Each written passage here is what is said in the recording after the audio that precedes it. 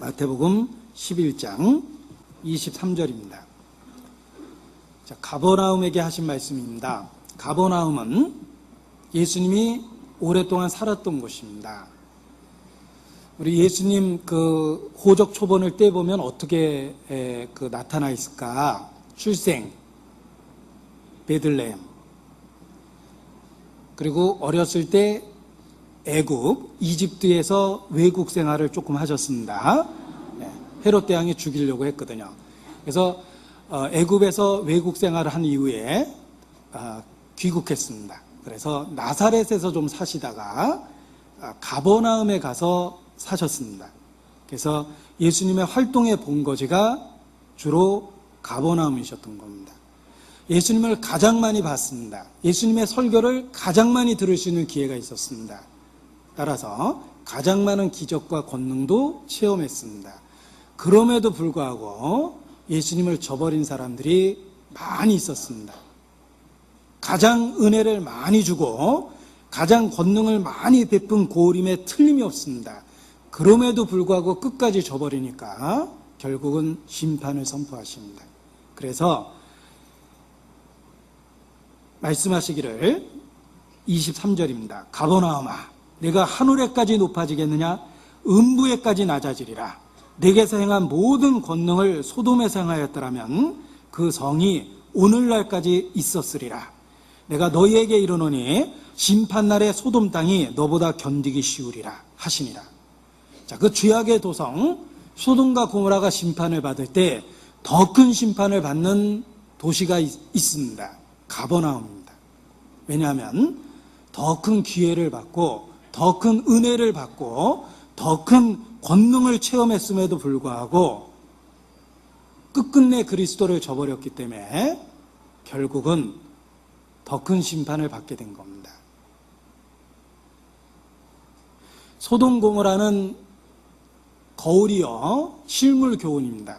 그런데 그보다 더 큰 심판을 받게 될 죄가 가버나움의 죄입니다. 하나님의 은혜와 권능을 많이 받았음에도 불구하고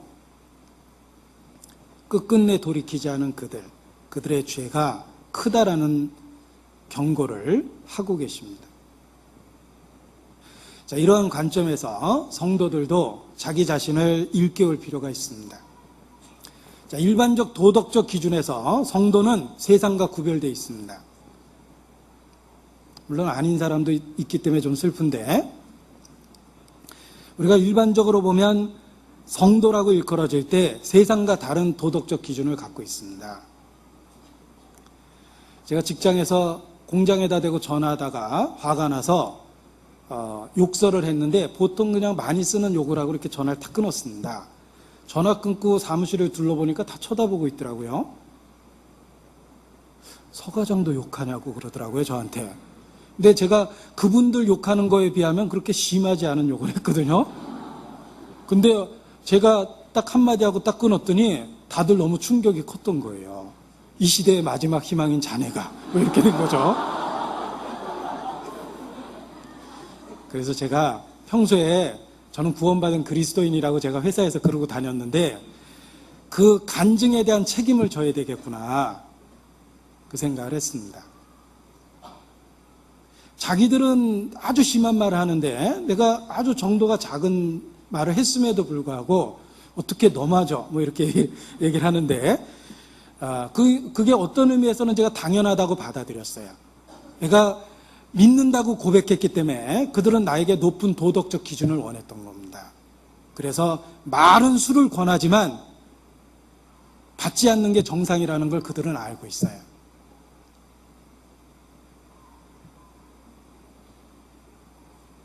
성도는 더 높은 도덕적 기준을 요구받는 게 당연합니다. 하나님을 알고 그리스도를 섬기고 살고 있다라고 고백하고 있기 때문입니다. 하물며 거듭났다라고 우리가 세상에 대해서 주장하고 있습니다. 더 높은 도덕적 기준을 갖고 있어야 돼요.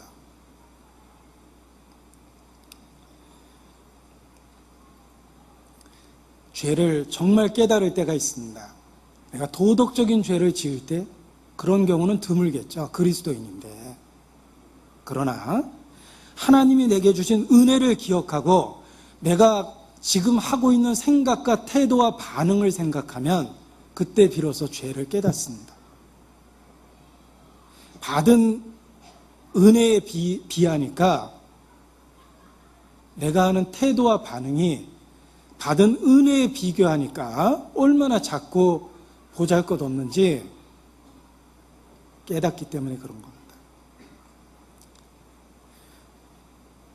우리가 받은 은혜를 기억해 보면 우리의 타협된 생활이 진짜 큰 죄입니다. 우리는 하나님이 사람이 돼서 이 땅에 오셨다고 증거합니다. 독생자 예수 그리스도께서 오신 것만으로도 놀라운 소식인데 우리는 그가 우리를 위해서 십자가에 못 박혔다고 이야기합니다. 그리고 과거의 죄뿐만 아니라 영원한 속죄를 이루었다고 우리는 선포하고 믿고 있다라고 간증하고 있습니다. 정말 놀라운 은혜라고 이야기하는데 그 사실을 정말 믿으면서 그렇게 반응하고 그렇게 생각하고 그런 태도로 삽니까? 진짜 죄를 깨달을 때는 받은 은혜를 기억하면 죄를 깨닫게 되어 있습니다.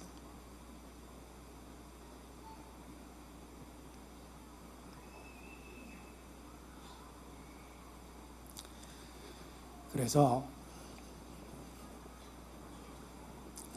그리스도에 대한 믿음은 내가 구별되어 있을 때도 필요하고 내가 교회 가운데 있을 때도 필요하고 내가 설교할 때도 필요하고 내가 봉사할 때도 필요하고 내가 희생할 때도 필요하다. 왜냐하면 받은 은혜에 비하면 나의 수고와 희생과 기도가 너무나 작고 보잘것없기 때문에 그 순간에도 그리스도의 은혜는 필요하다라는 생각을 정말 하게 됩니다. 그래서 그리스도인도 정말 이 마지막 때 기준을 분명하게 잡아야 됩니다. 받은 은혜에 비하여 과연 내가 살아온 오늘 하루가 정말 그 은혜에 합당한 하루일까 내가 생각하고 말하고 행동했던 것이 정말 거듭났다라고 주장하는 그리스도인으로서 합당한 말과 기준을 정말 가졌는가 자기 자신에게 자문하고 살펴볼 필요가 있습니다. 그래서 그리스도는 내가 범죄했을 때만 필요했던 게 아닙니다. 지금 신앙생활하고 있는 이때도 필요하고 내가 가장 구별되어 있을 그때도 필요하고 설교하고 희생하고 봉사할 때도 필요하다 라는 생각을 더 하게 됩니다.